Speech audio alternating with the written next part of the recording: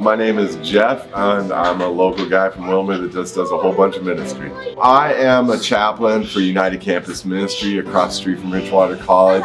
I also pastor a church out in Blumkist, and I've been working with Youth for Christ for about 19 years now. I get to see people at their worst and lowest quite frequently, and I get to help them out of their worst and lowest every now and then. So it's really rewarding.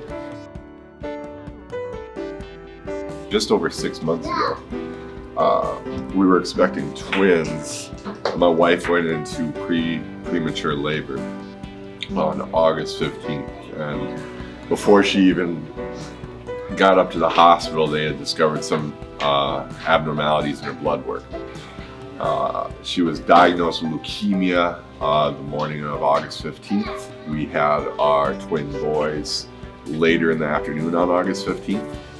She started chemo on August 17th, and she suffered a brain hemorrhage on September 1st and passed away September 2nd. We went from helping others to really needing help from the community.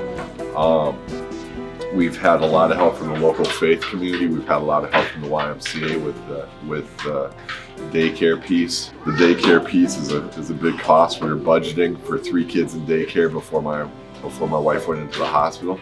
We were planning on being a 2-income household and still needing help from time to time. And then now that she's gone, it's totally different. We're 1 income, 3 kids. We've needed help to get through this season.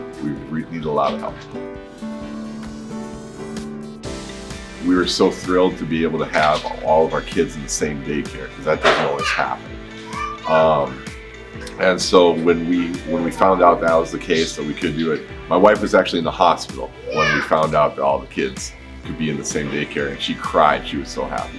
Just the availability of having the kids cared for locally and all together was huge for us. We didn't have to separate our boys. We didn't have to drive an extra 2 hours every day almost for just juggling where the kids had to be.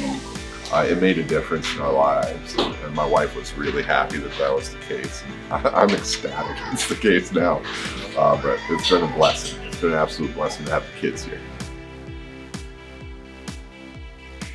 My experience, daycare here has been awesome. My daughter's changed a ton. She was always outgoing and bubbly, but now she has a friend group. She knows all the kids by name. She knows all the parents of the kids by name, and that's been remarkable to have her social skills develop. For the boys, seeing them be able to develop as little boys here. They're 6 months old right now, and their development here, they're used to people.